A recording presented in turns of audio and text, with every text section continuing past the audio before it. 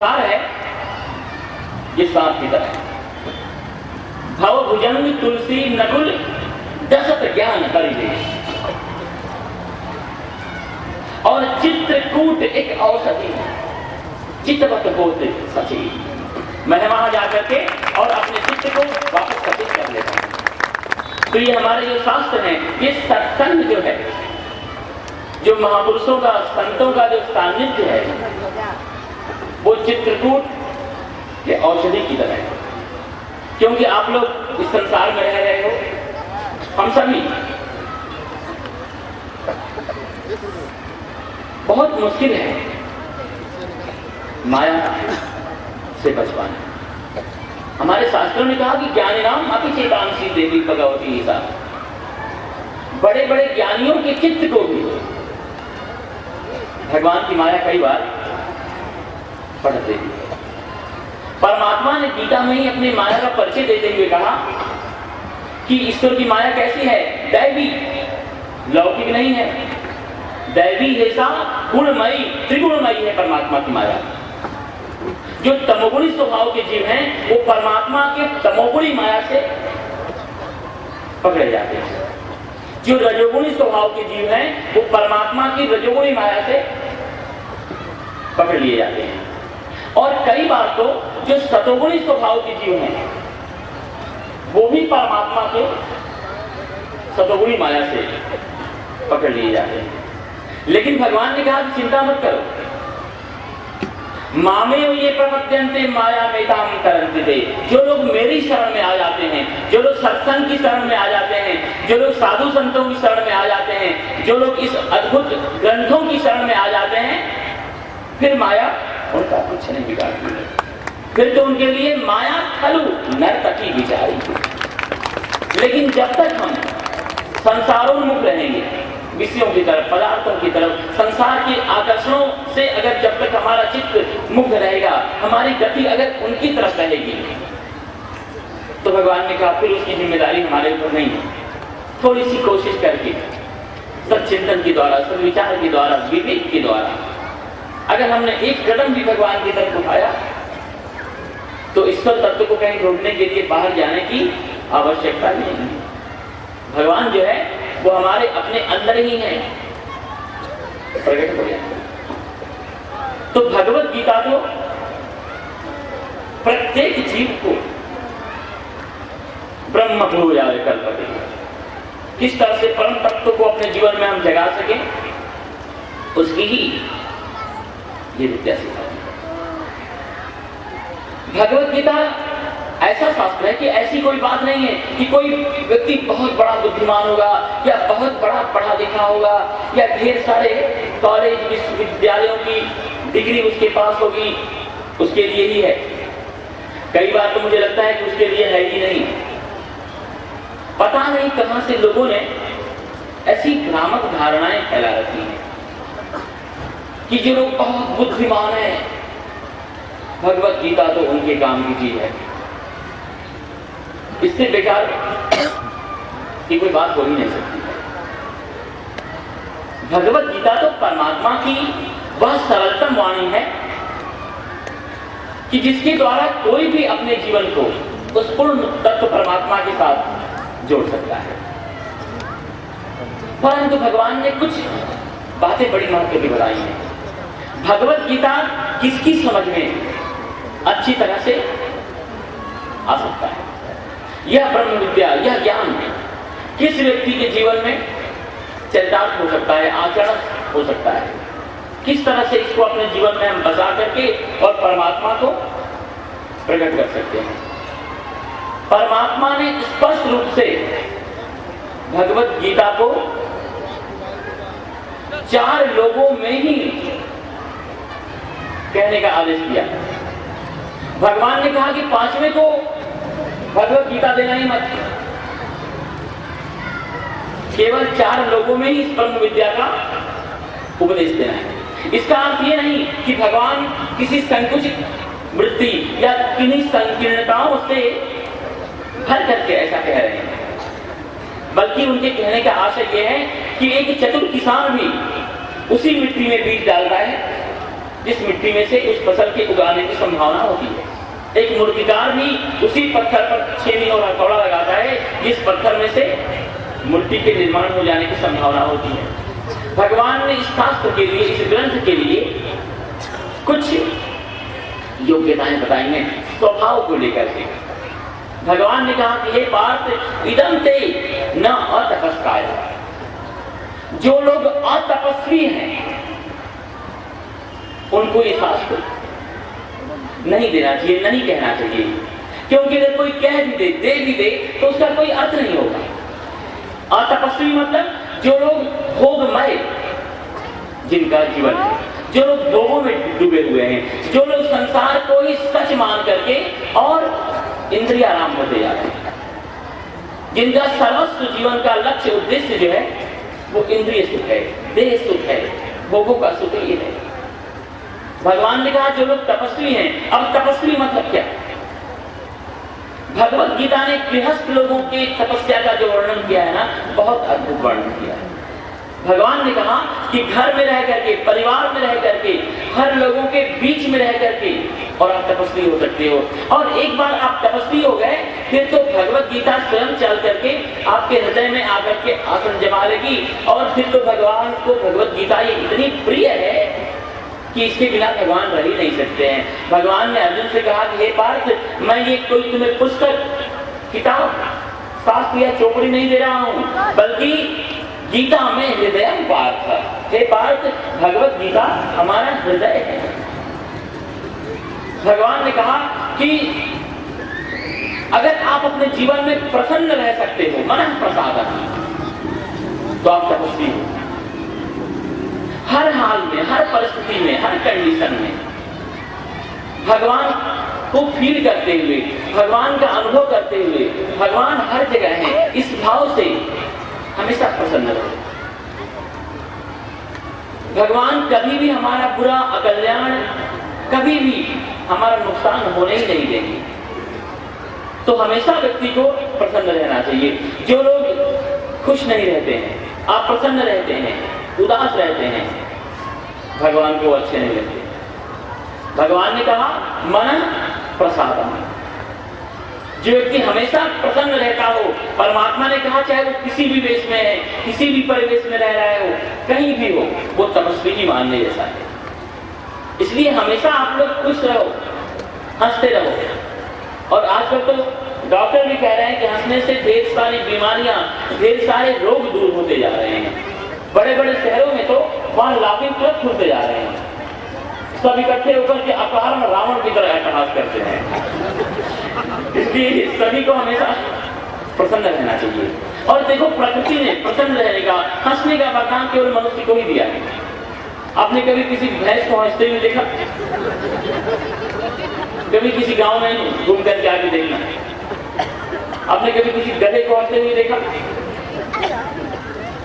गधे नहीं हंसते हैं, अथवा उनकी तरह जो होते हैं वो नहीं हंसते हैं। हमेशा हंसो, मस्ती में रहो, आनंद में रहो। भगवान हमारे साथ हैं, फिर किस बात का हमारा प्रसाद है, तपस्या है। सौम्य तुम, भगवान ने कहा जो व्यक्ति सौम्य है वह भगवत गीता का अधिकारी है। किसी भी परिस्थिति के आने पर अपने स्वभाव को उग्र मत होने दो, सौम्यता को मत छोड़ो, क्योंकि सौम्यता भगवान को बहुत प्रिय है। मन प्रसाद सौम्यत्वम मौनम, बने उतना मौन रखो। कम से कम महीने में एक बार तो मौन रखो। चलो वो भी बड़ा मुश्किल लगता हो तो मौन का अर्थ केवल न बोलना ही नहीं है, अनावश्यक न बोलना ही मौन है। कुछ लोग तो इतना अनावश्यक बोलते रहते हैं, इतना अनावश्यक बोलते रहते हैं कि कई बार लगता है कि भगवान बचाओ ऐसे लोगों से। बहुत ज्यादा बोलने से हमारी एनर्जी वेस्ट होती है, सेल्स टूटते हैं। शुक्र पात से भी ज्यादा भयंकर है वाणी पात। इसलिए कम से कम बोलना चाहिए व्यक्ति को। अगर 2-3 वाक्यों से आपका काम चल जाए तो फिर आधे घंटे की स्पीच कृपया मत दिया करो, कम से कम बोलो। पता नहीं कई लोगों को बीमारी होती है बोलने की,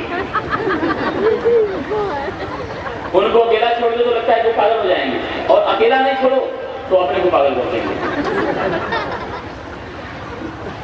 एक बार अकबर ने बीरबल से कहा कि बीरबल, तुम्हारे जैसे बुद्धिमान पिता को जिसने जन्म दिया, दिल्ली में उसका स्वागत समारोह होना चाहिए। तो बीरबल ने कहा, महाराज तो मेरे पिताजी बड़े धार्मिक हैं, भगवान का भजन करते हैं, बूढ़े हो गए हैं, अब एकांत छोड़ करके वो पब्लिक में समाज में आते ही नहीं है। अकबर ने कहा, नहीं, तुम्हारे जैसे बुद्धिमान पिता को जिसने जन्म दिया, नहीं सन्मान चाहिए। फिर बीरबल ने घर पे आकर के कहा अपने पिताजी को कि अकबर को मानेगा नहीं, आपका सम्मान करना चाहता है, लेकिन एक सावधानी रखना, बोलना मत, क्योंकि उसको बहुत बोलने की आदत है, उसी की वजह से उसने मुझे अपने साथ रख छोड़ा है। और बहुत बड़ा उसने अकबर ने दिल्ली में सम्मान समारोह किया। और फिर जैसी उसकी आदत थी, बस वैसे ही पूछने लगा कि कितनी बार भोजन करते हो, तो फिर कहाँ तक दिखाई पड़ता है, तुम सुनाई ठीक से पड़ता है कि नहीं। लेकिन पहले से बीरबल ने कह रखा था, उनके पिता तो बिल्कुल एकदम चुप। 10-15 प्रश्न पूछने के बाद अकबर हैरान हो गया। उसने कहा, हद हो गई, इस व्यक्ति के लिए मैंने लाखों रुपए खर्च किए, लेकिन ये कुछ कह नहीं रहा है, बोल ही नहीं रहा है। तो अंत में अकबर ने कहा, ठीक है, आखिरी प्रश्न, जब कभी किसी बेवकूफ से, मूर्ख से पाला पड़ जाए तो क्या करना चाहिए। तो बीरबल के पिता ने कहा कि मेरी तरह मौन हो जाना चाहिए। बेवकूफ ये तो है क्या, जिसका जीवन से कोई लेना देना नहीं है, बस ऐसे ही यही बोलते जाना, बोलते जाना, बोलते जाना। चंद्रकांत भाई केम छो? तो भगवान ने कहा कि मौनम मतलब अनावश्यक मत बोलो। और देखना घर में आप लोगों का ज्यादा अनुभव होगा, ढेर सारे कलह झगड़े जो है ना, बोलने से ही शुरू होते हैं। अगर थोड़ा बोलने के ऊपर आप कंट्रोल रखो तो आपका जीवन सचमुच मरने से पहले यहीं पर स्वर्ग जैसा हो जाएगा। इस बोली ने ढेर सारे लोगों के जीवन को नष्ट कर दिया है, बर्बाद कर दिया है। एक व्यक्ति आया पान की दुकान पर, उसने कहा, जरा मुझे सिगरेट जलानी है, थोड़ी माचिस देना। उसने कहा, माचिस की आवश्यकता नहीं है, जो देखो वो व्यक्ति आ रहा है ना, वो सिगरेट उसके होठों पे लगा दो, जल जाएगी। उसने ढेर सारे लोगों की घर जला दिए हैं। तो परमात्मा ने कहा मौनम। शंकराचार्य ने, आदि गुरु शंकराचार्य ने योग के जो दरवाजे सोपान बताए, उन्होंने कहा कि योगस्य प्रथमं द्वारम वाम निरोधो। जिस व्यक्ति को योग मार्ग के द्वारा परमात्मा तक पहुंचना है, जिस व्यक्ति को अध्यात्म में सफल होना हो, जिस व्यक्ति को ब्रह्म तत्व का साक्षात्कार करना हो, उसके लिए ये पहला दरवाजा है, पहला द्वार है वाम निरोधा, वाणी का संयम। बिना वाणी के संयम किए परमात्मा को अपने जीवन में प्रकट नहीं कर सकते। तो भगवान ने कहा, इदम ते न और तपस्काय, जो तपस्वी नहीं है, ये शास्त्र उनके हृदय में प्रवेश नहीं होता है। और तपस्वी वे लोग हैं जो हमेशा प्रसन्न रहते हैं। आप प्रसन्न रहोगे, भगवत गीता आपको समझ में आएगी। मौनम, थोड़ा सा मन को शांत रखो, कम बोलो, अनावश्यक ना बोलो, आत्मविदित करो, थोड़ा सा अपने आप का अध्ययन करके और जरा अपने आप के ऊपर थोड़ा सा संयम। ये सब सूत्र, ये सब नियम ऐसे हैं कि इनके द्वारा ये शास्त्र परमात्मा की कृपा जीव के ऊपर उतरने लग जाती है। भगवान ने कहा कि न अभक्ताय, जो भक्त नहीं है उनको ये शास्त्र मत दो। पहली बात तो यह है कि संसार में चाहे आप किसी के भी भक्त हो, वस्तुओं के भक्त हो, पदार्थों के भक्त हो, किसी अनुकूल परिस्थितियों के भक्त हो या पत्नी के भक्त हो, सब कुछ ब्रह्म में ही है। ब्रह्म के अलावा तो कुछ है ही नहीं। अगर अंदर से उद्देश्य, अपने जीवन का प्रयोजन अगर आप परमात्मा का रखते हो, तो संसार में रहते हुए, परिवार में रहते हुए, भोगों में रहते हुए भी आप परमात्मा के भक्त हो। और ऐसा व्यक्ति इस ब्रह्म विद्या का अधिकारी है।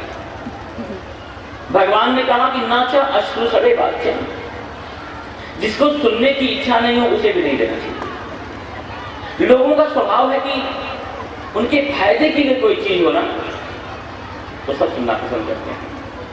भगवत गीता ऐसा अद्भुत विलक्षण शास्त्र है जिसमें किसी आकाश और पाताल की चर्चा नहीं है।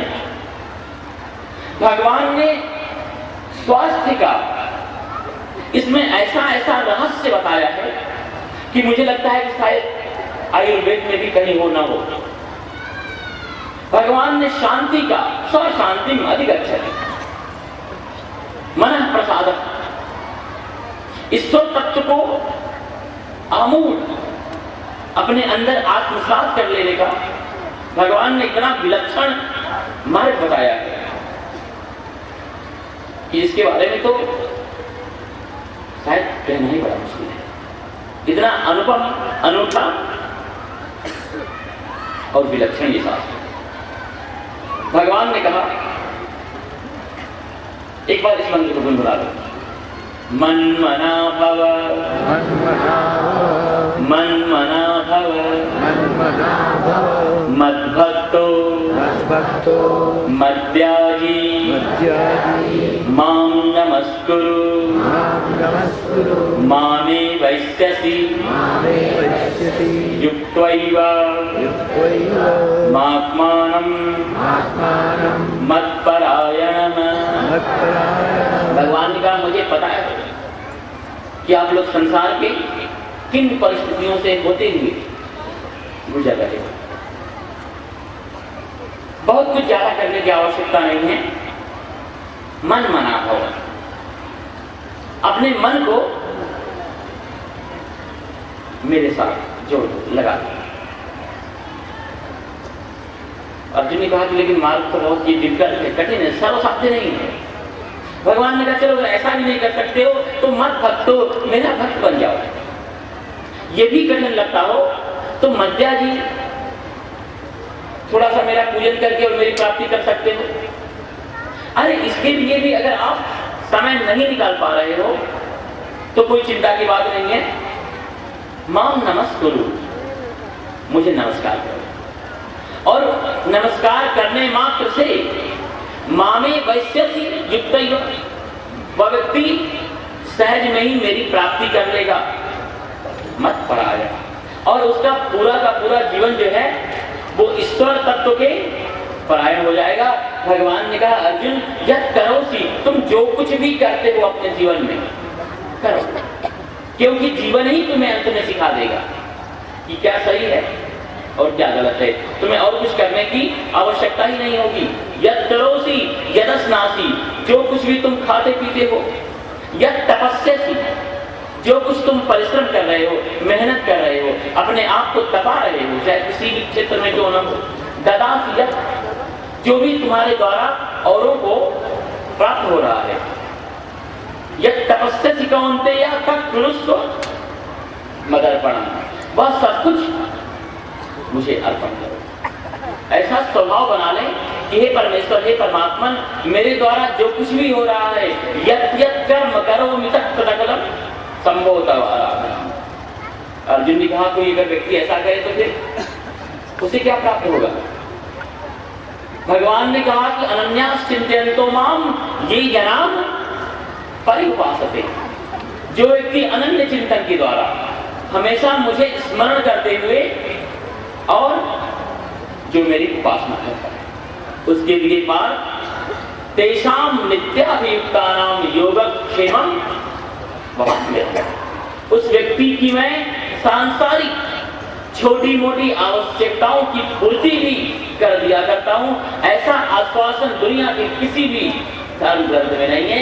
भगवान ने कहा, एक बार भरोसे के साथ, विश्वास के साथ बस तुम मेरी तरफ चलो, तुम कर्म करो, परिश्रम करो, पुरुषार्थ करो। तुम्हारी जो ड्यूटी है, तुम्हारा जो कर्तव्य है, उसको अच्छी तरह से बखूबी निभाओ और उसके बाद फिर सारी की सारी जो चिंताएं हैं वो छोड़ो। तुम्हारे जीवन की समस्त आवश्यकताएं, देखो एक बात तो बिल्कुल निश्चित है, ये मैं अनुभव से बोल रहा हूं कि अगर आप अपने जीवन को सर्वांग संपूर्ण परमात्मा समर्पित होकर के जियोगे तो भगवान आपके मन में कोई कामना, इच्छा, तृष्णा पैदा होने ही नहीं देंगे। और कदाचित कोई इच्छा पैदा हो भी गई ना, तो उसे पूरी करने की जिम्मेदारी अस्तित्व के ऊपर आ जाती है, और वो इच्छा, सांसारिक इच्छा भी, सकाम भाव भी जो है परमात्मा उसे पूर्ण कर दिया करते हैं। भगवान ने कहा, जो व्यक्ति मेरा बन करके अपना जीवन जीता है, उसके जीवन की समस्त आवश्यकताएं मैं पूर्ण कर दिया करता हूं। एक बड़े अच्छे संत हो चुके हैं मलुकदास जी महाराज, आप सभी लोग जानते हैं। उनका एक प्रसिद्ध दोहा, अजगर करे न चाकरी, पंछी करे न काम, दास मलुका कह गए सबके दाताराम, जो कि बाद में आलसियों का महामंत्र बन गया। उनके प्रारंभिक जीवन की एकदम सच घटना है। वो बड़े नास्तिक थे, भगवान में, साधु संतों में, सत्संग में एकदम विश्वास ही नहीं करते थे। एक दिन क्या हुआ कि उनके शहर में भगवत गीता का सत्संग चल रहा था, और उन्हीं के किसी खास मित्र के द्वारा वो जबरदस्ती उस सत्संग में लाए गए। और वह महाराज इसी मंत्र की व्याख्या कर रहे थे कि भगवान ने कहा है कि अगर कोई व्यक्ति अपने जीवन में ईश्वर तत्व का स्मरण करते हुए जीवन जिए, परमात्मा समर्पित जीवन, तो भगवान सब कुछ उसके जीवन की आवश्यकताओं को पूरी कर देते हैं।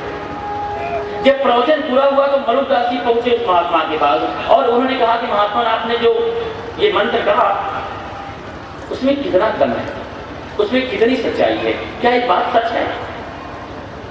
स्वामी जी ने कहा कि देखो, अगर 100% भगवान के प्रति आपके मन में शरणागति है ना, तो सखा सोच त्यागो बल मोरे, सब विधि घटक काज में, तो ये भगवान का व्रत है कि वो सब कुछ कर दिया करते हैं।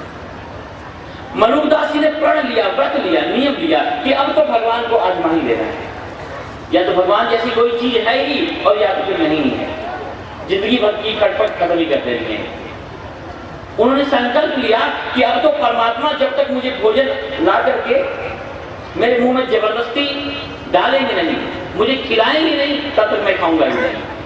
चलो घर में रहूंगा, परिवार में, समाज में, शहर में, गांव में रहूंगा, तो कोई हो सकता है जबरदस्ती खिला दे। मलुकदास जी गांव में से, शहर में से बाहर निकल करके एक जंगल में आए, नदी के किनारे, और जंगल में भी पेड़ के ऊपर चढ़ करके छिप करके बैठ गए कि भगवान को आजमा ही लेना है। हमेशा भगवान ही भक्तों की परीक्षा लेते रहते हैं, फल भगवान की परीक्षा क्यों नहीं लेते? एकदम दृढ़ निश्चय कि तो परमात्मा जब तक भोजन हमें नहीं कराएंगे तब तक मैं करने वाला नहीं। एक दिन बीता, 2 दिन बीता, 3 दिन, 4 दिन, 5 दिन, उनको लगा कि पता नहीं। फिर सोचा कि इतने बहुत बड़े तत्व को आजमाने आए हैं, तो इतनी जल्दी क्या है, थोड़े दिन और देख लेते हैं। अगले दिन कुछ शहर के लोगों ने एक ऐसा कार्यक्रम बनाया पिकनिक का। ढेर सारे भोजन के व्यंजन सामान बना करके उन्होंने सोचा कि घर में, शहर में तो रोज खाते रहते हैं, आज हम लोग शहर से बाहर चल करके नदी तट पर जंगल में बैठ कर भोजन का आनंद लेंगे। ढेर सारे व्यंजन बनाए, और संयोग बस उसी पेड़ के नीचे आकर के उन लोगों ने दरी बिछाई, और सारे के सारे भोजन के व्यंजन निकाले। गर्मा गर्म कचौड़ियां, सब्जी, जलेबी, गाठिया, पापड़ा, लाडवा, और सुगंध जब ऊपर पहुंची तो मलुकदास जी एकदम बिल्कुल भाव विभोर, भोजन यहां तक आया। उन्होंने कहा फिर भी मैं नीचे उतरूंगा नहीं, और मैं छिपा हुआ हूं, ये लोग मुझे देख नहीं पाएंगे। देखते हैं भगवान की महिमा को। थोड़ी ही देर में एक शेर निकला, और उसकी गर्जना सुनकर के सारे के सारे लोग भाग खड़े हुए। कुछ समय व्यतीत हुआ, और उधर से डाकुओं का समूह आने लगा। कई दिन के डाकू बड़े भूखे थे और खुश हो गए, इतना गर्मा गर्म भोजन, बस आक्रमण। लेकिन डाकुओं का जो सरदार था बड़ा बुद्धिमान था, उसने खबरदार भोजन को हाथ मत लगाना। इस तरह से नदी तट पर घोर जंगल में गर्मा गर्म भोजन परोसा हुआ। ये कहां से आएगा? इसमें कोई न कोई षड्यंत्र है, चाल है। कुछ लोगों ने ऐसी चाल चली होगी कि भूखे डाकू आएंगे और गर्मा गर्म भोजन देखेंगे और खाने बैठ जाएंगे। संभवतः इसमें विष मिलाया गया है, तुम लोग छोड़ना मत। एक डाकू ने कहा कि अगर इसमें विष मिलाया गया है तो विष मिलाने वाले भी यही कहीं होंगे, उनको ढूंढो। और सारे डाकू जो है वो ढूंढने लगे। अब चोरों से तो कौन बच सकता है? उसमें से एक चोर की निगाह गई कि ये रहा आदमी। डाकू ने कहा नीचे उधर। मलुकधर जी ने कहा मैं उतरने वाला नहीं हूं। अब तो चोरों को और भी पक्का हो गया कि घर इसने ही मिला है। चोरों की सरदार ने कहा कि नहीं, ये नहीं उतरेगा, क्योंकि डर रहा है जहर इसने मिलाया है। तुम ही लोग भोजन का एक भी आइटम छूट ना पाए, सारा का सारा लेकर के और चढ़ो ऊपर। और पहले एक्सपेरिमेंट इस पर ही करते हैं, एक एक चीज इसको खिलाओ घर पे और आधे घंटे की प्रतीक्षा करते हैं। जब इसके ऊपर कुछ असर नहीं होगा उसके बाद फिर भोजन हमारा ही है। तो सारे के सारे डाकू जो है वो भोजन लेकर के पेड़ पर चढ़े और जबरदस्ती मुंह खोल करके खिलाए। फिर तो मलुकदास जी की आंखों से आंसू। डाकू ने कहा क्यों? जहर मिलाते समय तो बड़े खुश हो रहे होंगे और अभी तुम्हें रोना आ रहा है। फिर मलुकदास ने कहा कि नहीं, सच्चाई ये है। और फिर सारे के सारे डाकू परिवर्तित हो जाते हैं। तो कहने का अर्थ यह है कि एक बार हमारा जीवन परमात्मा के समर्पित हो जाए, परमात्मा के शरणागत हो जाए। भगवान की प्राप्ति इस युग में भी, अभी भी, यहीं पर भी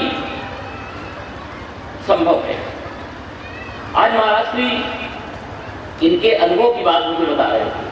हम लोग दोपहर में बैठ के सत्संग कर रहे थे, तो इन्होंने कहा कि कुछ वर्षों की घटना है। इनके आश्रम के सामने ही एक कोई वट का वृक्ष है। कोई लड़का, नौजवान लड़का घूमने के लिए ऐसे ही आया। तो 1-2 महीने तो बड़ा बिल्कुल ठीक ठाक रहा और 1-2 महीने के बाद उसकी स्थिति ऐसी बदली कि एकदम मौन हो गया और एकदम बिल्कुल बोलना उसने छोड़ दिया। किसी से कुछ कहता ही नहीं, बस चुपचाप बैठा रहता है। आसपास के लोग, आश्रम वाले कुछ खाना दे आते तो खा लेता। उसी में से कौवे भी खा रहे हैं, उसी में से कुत्ते भी खा रहे हैं, उसी में से और भी पशु पक्षी आकर खा रहे हैं और वो भी खा रहे हैं। धीरे धीरे तो उसने वो खाना भी बंद कर दिया।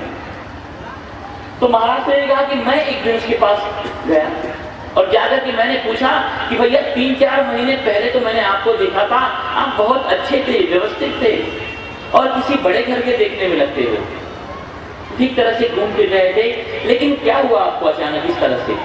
आप कुछ बोल नहीं रहे हो, कुछ खा पी नहीं रहे हो, किसी से कुछ कह नहीं रहे हो और पेड़ के नीचे ऐसे ही बस बैठे हुए हो 24 घंटे। उसने कुछ कहा ही नहीं, कुछ बोला ही नहीं। लेकिन जब महाराज ने बहुत जिद किया, बहुत ज्यादा आग्रह किया, तो उसने कहा कि मैं आपको बताता हूं, कृपया किसी से मत कहना, नहीं तो मुझे दोष लगेगा। उसने कहा कि ये दृढ़ निश्चय लेकर के मैं घर से निकला था कि भगवान कृष्ण जैसी कोई चीज है तो मैं उनका दर्शन करूंगा और भगवान की सत्ता को मुझे देखना था, आजमाना था। और मेरी जो जिद थी, मेरी जो प्रतिज्ञा थी, पूरी हो गई। अब मुझे किसी की तरफ देखने का मन नहीं करता है, किसी से बोलने का मन नहीं करता है, कोई बात सुनने का मन नहीं करता है। और महाराज ने कहा कि उसी सप्ताह में उसने जाकर के यमुना में अपने शरीर का विसर्जन कर दिया। तो कहने का अर्थ यह है कि इस युग में भी भगवत प्राप्ति संभव है, सत्य है। उस तरह के राह लेने की कोई आवश्यकता नहीं है। भगवत गीता के नियमानुसार भगवान ने कहा, देखो जिस संसार में आप रह रहे हो ना, मुश्किल यह है कि बस केवल आप इस संसार को स्वयं का मान रहे हो। परम आध्यात्मिक धार्मिक हो जाओगे जब इस संसार को भगवान का मान करके और फिर व्यवहार के लिए इसमें आप निवास करोगे। जब तक आप इस संसार को स्वयं का मानोगे, अपना मानोगे, तब तक मुसीबतें, परेशानियां हमारा पीछा नहीं छोड़ेंगी। लेकिन एक बार ये पूरा का पूरा संसार भगवान का है और संसार की जो बनाने वाले हैं परमात्मा, ईश्वर तत्व, वो हमारे हैं। इस भाव से अगर कोई व्यक्ति संसार में रहेगा तो फिर ये संसार जो है परमात्मा तक पहुंचाने वाला सिद्ध हो जाएगा। संसार बुरा नहीं है, संसार के भोग भी बुरे नहीं है, लेकिन संसार की जो आदत है ना वो बुरी है। भगवान ने कहा संसार को केवल अपनी आदत न बना लो। चाय पीना बुरी बात नहीं है, लेकिन कभी शाम को 5 बजे चाय न मिले और सर दुखे, वो बुरा है। तो कभी भी संसार को, भोगों को, वस्तुओं को, पदार्थों को अपनी आदत में ईश्वर समर्पित होकर के हम जीवन जिएंगे तो भगवान ने कहा कि फिर तो अनन्यास चिंतयन्तो माम ये जनाः पर्युपासते तेषां नित्याभियुक्तानां योगक्षेमं वहाम्यहम्। और भगवान ने कहा कि मेरा सानिध्य प्राप्त करने के लिए कुछ और करने की आवश्यकता नहीं है। जो भी आपके पास हो, प्रेम से, सौहार्द से, स्नेह से, आत्मीयता से भगवान को समर्पित करके और फिर उन वस्तुओं का सदुपयोग करें। भगवान ने कहा कि पत्रम पुष्पम फलम तोयम। कोई भी व्यक्ति पत्र को, पुष्प को, फल, यहां तक है तो जल भी अगर प्रेम से, श्रद्धा से अगर मुझे समर्पित करता है, लेकिन लोग बुद्धिमान है ना,